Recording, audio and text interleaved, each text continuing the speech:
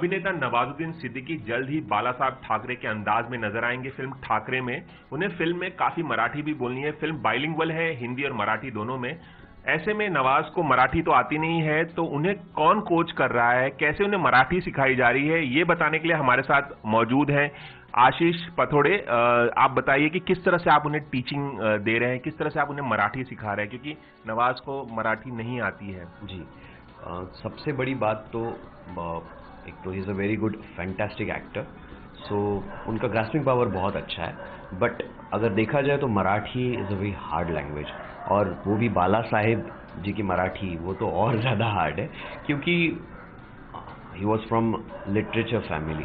तो literature family के लिए एक आप अपने आप से बैगेजेस होते हैं, उनके यहाँ बहुत अच्छे संस्कार होते हैं एक लैंग्वेज को लेकर, एक तहजीब को लेकर, और वो उनकी मराठी में काफ़ी दिखती थी, काफ़ी रिफ्लेक्ट होती थी।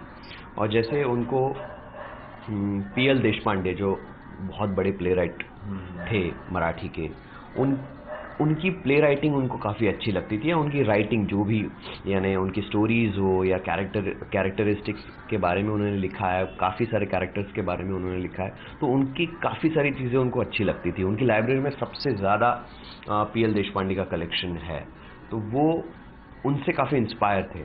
और जब भी वो बात करते थे, वो जो मराठी है, जो पुरानी क्लिष्ट मराठी जिसको कहते हैं, वो मराठी, प्रमाण मराठी उनके पास काफ़ी, यानी उनका शब्दों का भंडार था, और उनके स्पीचेस में भी वो रिफ्लेक्ट होता है। आप देखोगे बहुत इम्पल्सिव स्पीचेस होती थी, ऐसा लगता था कि वो उसी वक्त उस तरह की स्पीचेस, उस यानी जैसे आमतौर पर हम लोग देखते हैं कि काफ़ी सारे नेता लोग पहले से स्पीचेस प्रिपेयर करके रखते हैं, या कहीं ना कहीं से रेफरेंस लेते रहते हैं, या उनके पास कोई चिट होता है कि वो देखते हैं। बट इनका वैसा नहीं था, वो बहुत ही इम्पल्सिव स्पीचेस रहती थी।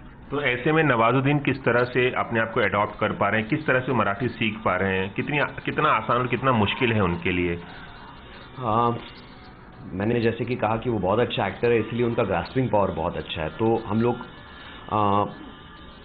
अल्फ़ाबेट से लेकर मराठी के अल्फ़ाबेट्स किस तरह से उसको प्रोनाउंस किया जाता है, उसका रिदम किस तरह से होता है, इंटोनेशन कैसे है, स्ट्रेसेस कैसे है, उसका ग्राफ वर्ड्स की तरह कैसे डेवलप होता रहता है, इन सब चीज़ों पे ज़्यादातर हम लोग ध्यान दे रहे हैं। और उसके अलावा जैसे मैंने पीएल देशपांडे की राइटिंग को लेकर कहा कि उनकी राइटिंग कैसे इंस्पायरिंग थी बाला साहेब के लिए, तो उस तरह के रेफरेंसेस हम लोग ले रहे हैं। काफ़ी सारे ऑडियोज़ अवेलेबल है ऑन डिफरेंट डिजिटल मीडियम्स पे, तो वो हम लोग वहाँ से रेफरेंसेस ले रहे हैं और वो सुन रहे हैं, ताकि उनको अच्छी मराठी सुनाई दे सके, अच्छी मराठी साउंड हो सके उनके कानों में, ताकि जब वो बात करेंगे तो वो उस तरह का रिदम, उस तरह की चीज़ें उनकी वाणी में आए, उनके स्पीच में आए।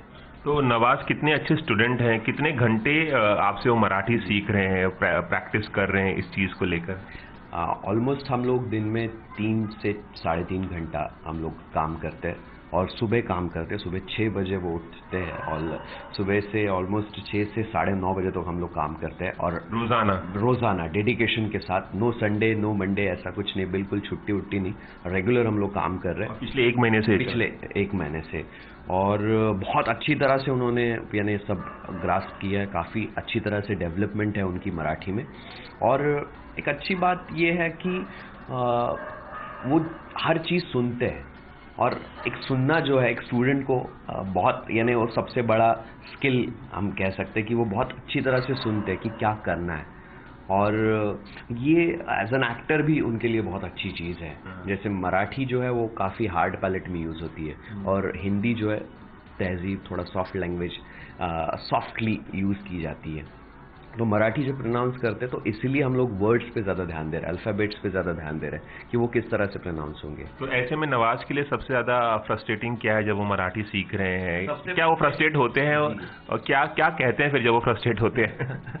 सबसे फ्रस्ट्रेटिंग ये है उनके लिए कि नुक्ता जो है वो समझ में नहीं आता है, क्योंकि हिंदी में आप जब देखते हो तो अब नीचे बिंदी दिखती है, तो आपको समझ में आता है कि आपको ये ज बोलना है, या ज बोलना है, या झ बोलना है, या झ बोलना है, या च बोलना है, या च बोलना है। बट यही आपको मराठी में नहीं दिखता है। मराठी में जिस तरह से आप पे संस्कार हुए, उसी तरह से आपकी, यानी आपकी ज़ुबान पे वो वर्ड चढ़ गए, तो उसी तरह से आप वो बोलते जा रहे हो, पर उसके पीछे जो नुक्ता जो है वो अपने आप से आपने अज्यूम कर लिया कि ये नुक्ता है, ये यहाँ पे नहीं है, तो वो नवाज सर को वो बहुत थोड़ी डिफिकल्टी आ जाती है कि अरे यार यहाँ पे तो च था, अचानक तुमने च बोल दिया, अचानक ज बोल दिया, अचानक ज बोल दिया, ये बहुत दिक्कत होती है उनको।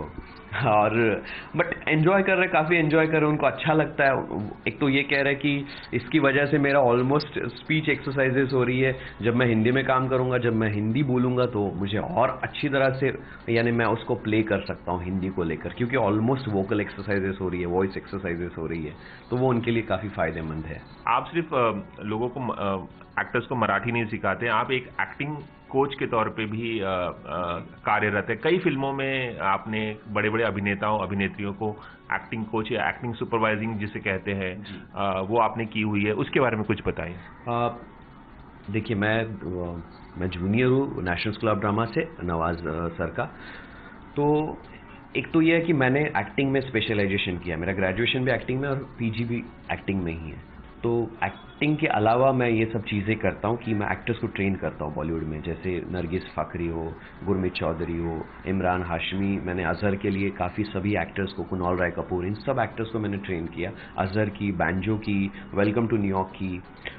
सो इन एक्टर्स को ट्रेन करने के लिए बेसिकली आपका परफॉर्मेंस स्टाइल किस तरह से होगी, आपका कैरेक्टराइजेशन किस तरह से होगा, आपकी फिल्म में कैरेक्टर की ग्रोथ कैसे होगी, आपको किस तरह से इन सब चीज़ों पे ध्यान देना चाहिए, मैनरिज्म्स पे कैसे ध्यान देना चाहिए, आपके पोस्चर्स पे, जेस्चर्स पे कैसे ध्यान देना चाहिए, इन सब चीज़ों को प्रॉपर फॉर्मल ट्रेनिंग के हिसाब से कैसे डेवलप होना चाहिए, तो इन सब चीज़ों पे मैं ज़्यादातर ध्यान देता हूँ काफ़ी सारे एक्टर्स के साथ बॉलीवुड में। और इसके अलावा जैसे मैंने कहा कि मराठी सिर्फ मराठी या हिंदी एक लैंग्वेज नहीं है। अगर कोई कैरेक्टर जब प्ले करता है, जैसे बाला साहब का पर्सोना बहुत बड़ा है, उनका ग्राफ जो है, एक कॉमन मैन, एक कार्टूनिस्ट से लेकर एक बहुत बड़ा सक्सेसफुल नेता, सो ये जो होल्ड है, एक कॉमन मैन टू बिग नेता, एक बिग पॉलिटिशियन, इन सब चीज़ों के लिए उसकी लैंग्वेज या उसकी लैंग्वेज पे कमांड, तो ये बहुत बड़ी चीज़ है एक कैरेक्टर के लिए। कोई भी कैरेक्टर हो, बाला साहब जी हो या और दूसरे कैरेक्टर्स हो, लैंग्वेज बहुत बड़ा टूल है या बहुत बड़ा स्किल है आपके चीज़ों को कन्वे करने के लिए। चलिए आशीष, एबीपी न्यूज़ से बात करने का बहुत बहुत शुक्रिया, और हमें पूरी उम्मीद है कि आपकी मदद से नवाज जो हैं, बाला साहब ठाकरे का जो किरदार है, उनके साथ पूरी तरह से न्याय कर पाएंगे। जी, thank you very much. Cameraman Ravi Panchal के साथ रवि जैन, एबीपी न्यूज़, मुंबई।